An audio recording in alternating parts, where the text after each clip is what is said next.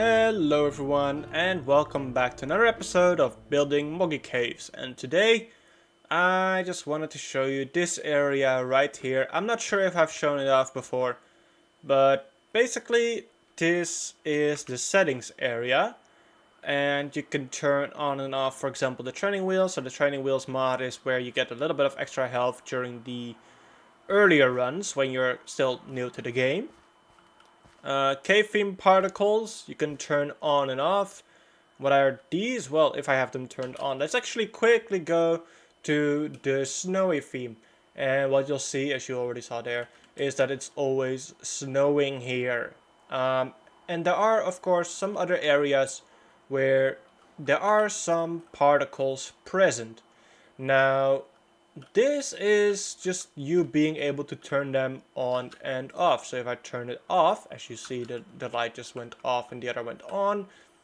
If we go back here, you'll notice it is no longer snowing.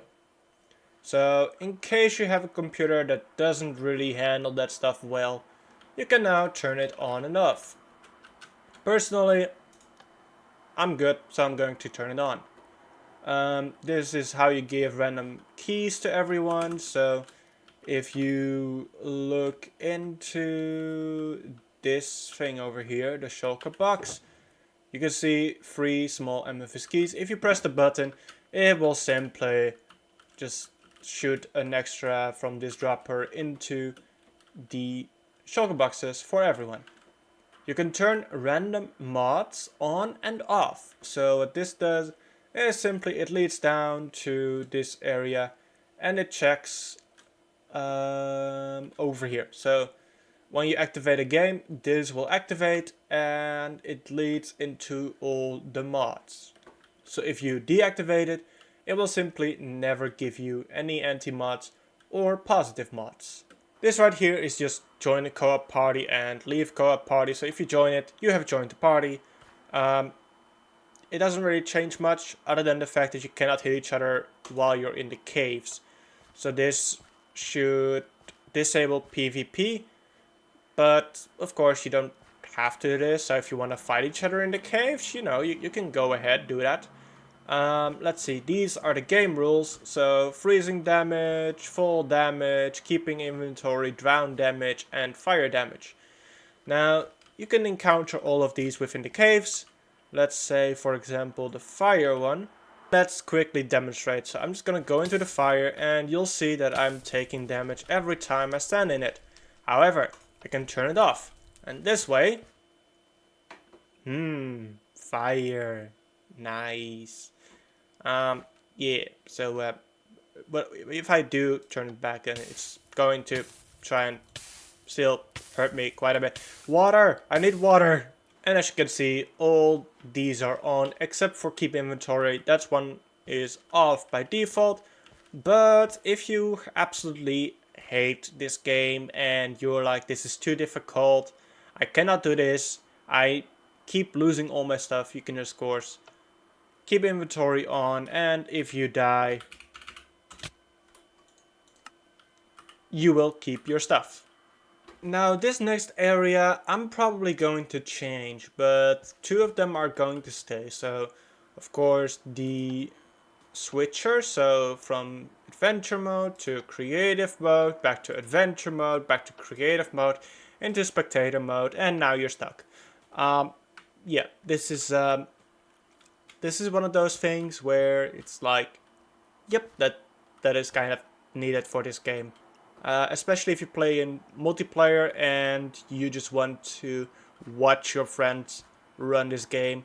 There's also this, difficulty easy, normal, and hard. I'm always going to be on hard, but if you're not quite sure and you want to start on an easy difficulty, you can do that. Now, this is probably going to be the focus of today's episode, because I only have 3 over here and I have so many more planned. And, well, let me just start off. What is this? I love the lobby, don't get me wrong, but I can tell that it's very brown and dead looking and not very luscious. maybe you want grass, or you know, maybe Christmas is around the corner and you're like, I want a snowier theme. Well, watch this.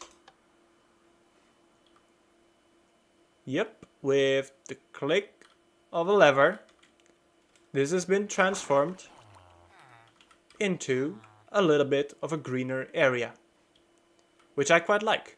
The area does end here, however, so this will always be this way over here, and this will always be this way over here. I'm not going to change that. I'm not going to do anything that switches that up. I'm perfectly fine with the way things are right now.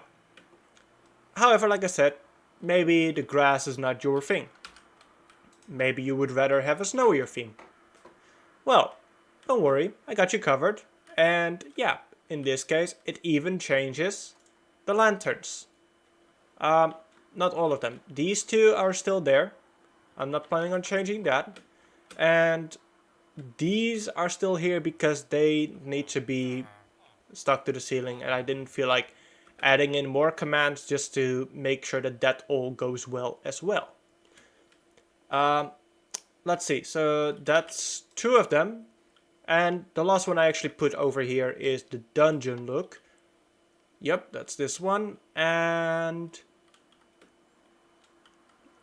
okay. So now you've seen quite a few options, and this is weird. I mean, I see what happened here, but I still need to change that. So let's do that real quick. Let's put that there. Or I can put this one here. Okay. So, this is what we've got. Now, what are the plans for today's episode? I want to put more of these down. However, I want to make it so that instead of a lever, you can press a button. I also want it that you don't need to, you know, make sure one is off and go back to standard before you go to another one. I want to be able to implement all of these right here. And yeah, there may be more. There probably definitely are going to be many more. But for that, I will need another space. I of course cannot do that where I currently have it. So this is just for the snowy one. This is for the one with grass, and this is the one I named dungeon. So yeah, there's not a whole lot of space over here. There is quite a bit of space underneath the lobby, however. So maybe what we can do is change this over here to just be a teleport, and it leads you to the selector. Now, I will have to put a new room over here, but at least we should have enough space. I can even, not even connect it to it, but maybe just have a room up over here or something. That definitely will leave me with a lot of space in all directions. Okay, so I have created this little area right here, and it doesn't look like much for now at least, but I'm going to start off with the design of this room, and I'm going to worry about the redstone later. I think the redstone itself is not going to be too big of an issue. I'm hoping that it's not a lie what I'm telling right now, but first of all, let's delete the gray wool blocks. These were just for me to map out how far everything was going to be away from each other. Apparently 6 blocks is the answer. So this apparently fit perfect. Didn't think it was going to fit perfect, but you know, happy surprises happens. So after I've removed this, what I'll do is actually start making a bit of a cave-like area. And well, maybe what I'll do first actually is start off with the designs. So let's see, this one is going to be the grass theme. So I'll just put down a bunch of grass right here. This one is going to be the standard one, so let's put that there. This one, let's make it, well, first of all, I've decided that the themes are going to be designed after all of those themes. So let's do the desert one first, which I don't really have a desert theme in mind yet. What I do have is a terracotta theme, so I think I'm just going to use that for the desert instead. Okay, so this is how it's looking like right now with the basic theme and the grass theme over here. And then the ones that you're going to be able to unlock through the different themes. So of course the snowy one you're gonna be able to unlock in the snowy theme, and the dungeon like cobblestone one in the abandoned theme, and several other themes are gonna be unlocked in their respective themes as well. There's one bonus one over here, and I have yet to come up with one for the honey theme and for the amethyst theme. Um, Now the obvious thing would be for the honey theme to just do these two, and maybe something else like a bee nest or a beehive. I'll have to try that out, I guess, and see how that looks. Um, but for now, let's assume that that's what I'm going to go for. As for the amethyst, I'm honestly not sure how it will look like to have uh, this block together with the, let's see where it is, calcite and smooth basalt. Because of course there's going to be one primary block with occasionally something sprinkled throughout.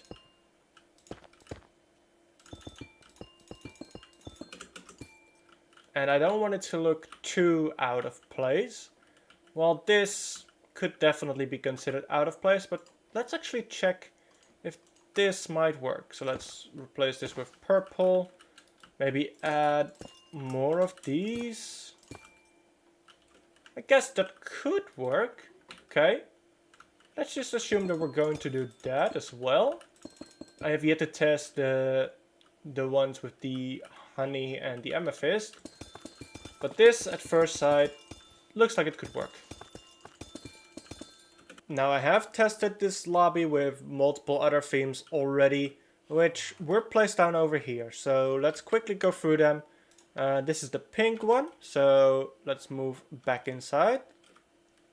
Yep, very pink, very sandy. This is the gold theme. This one is the muddy theme. This one is the nether theme. Here we have the mushroom theme. And lastly, here we have the skulk theme. So these are the ones I've already got commands for and have tested out. While some of the themes, as you've seen down below, for example, this one with the raw copper blocks, I have not tested yet. Neither have I tested this one with the terracotta. Okay, well I cannot quite say that this place is 100% finished, because as you can see, this doesn't exactly look like a cave, and I do plan on having the cave like held up with these structure beams. Don't expect to see too much of this structure beam right here or any of these, because of course I am going to go a bit like this as I always do, and eventually that might, you know, kind of cover up the beam a little bit. Especially if, for example, over here, if I'm going to say, okay, I'm going to start over here. Yep, that already leads up quite high, and as you can see, that pretty much covers the whole thing already inside of it. So, yeah, just keep that in mind. But what I want to do now, also, yes, I did put a little fountain over here. I thought it would be very nice. What I want to do now is put in the redstone, and not quite sure where to start. I'm thinking maybe with the I'm thinking, do I want the barrels like in front of their rooms, or do I just want one barrel like maybe over here in the center or something like that, and make it so that that's how you unlock it. What I can also do is just completely remove the barrels and just have these automatically unlock as soon as you do the thing in the caves. But I think for now I'll just focus on the redstone for the command blocks first. Let's actually just delete this block for now. Put this over here. Let's delete... Actually, let's... Hold on. Before we do that, I need to think a few steps ahead. So if I'm going to place a block here, I'm going to need a repeater on this block and one on this block. Okay, so first repeater in that direction and then a repeater in this direction. And we're going to do this for every single button, by the way. So this one, it actually will lead to the command blocks that have the right thing on there. So maybe actually what I want to do is give it more delay. So let's see, 1, 2, 3. Oh, nope, that's too far already. Okay. Yeah, free up max delay. Okay. And then this one goes into a block and it has redstone down below here. Okay. First I think let's do this for every single place, because this is going to allow me to make it so that all the things will lead to a single line of command blocks underneath this floor, and then eventually activate the correct ones that are needed. So let's see, this one is grass, so I'm gonna write down grass on there again, and I'm gonna place the button. And let's see, where are the command? No, not the command blocks. Okay, yep, this, let's see this in action. Yep, that works, perfect, okay. So the redstone and the command blocks are now in, and this may not look like a lot, but this most certainly does. I've used more command blocks over here than I think anywhere else so far. So yeah, that just shows how much I had to, you know, ride up, because every single one of these is different. Yeah, that was a lot of work. And basically how this redstone here works is that it takes quite a bit of delay before activating these. And before that, it all goes into this redstone line, which activates all of these. And I have changed a little bit over here. So this is now prismarine, and the gold is over here. Now you'll also notice that this has changed quite a bit. And there are light sources in these instead of, for example, bee nest, or I think was like purple concrete powder over here. But this is all functional now. If we say we want grass and we go back up, then it should be grass. Perfect. And let's go downstairs again. And let's say this time we want honey. We can select that one. And if we go back to the lobby, we'll see it's made of honey. Now all of these rooms will be locked from the beginning, except for the basic one, of course, which doesn't really lead anywhere out here, but it just leads into all the command blocks over here. And these you will have to unlock somehow in the caves themselves, but I have not yet quite figured out how that's going to happen. I have an idea, but I'll need to think of a place to put all of that. But I have created this over here, which just checks for the which you unlock. So yep, there's this, and these will be the items that you need to actually unlock them. How you're gonna get those items is still a work in progress, but next up we're gonna have to put some more command blocks down.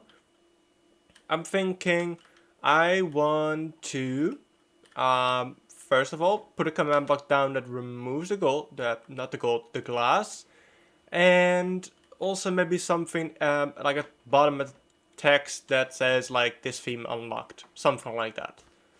So we're going to need to grab that command block again that I showed you in the previous episode. Let's see, is it? No, it's not this one, it's this one. Okay, so the only thing we need to do with this one is actually change up the main text and possibly the color. So for example, in the case of the grass theme, instead of saying honey caves, what I want to do is say grass lobby unlocked, something like that. And then maybe have the color be green instead.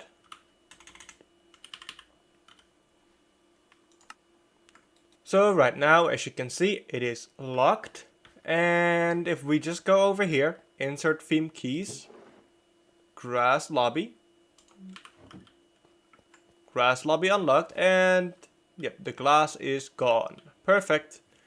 That's exactly what we want. And just like this, the place looks a whole lot nicer.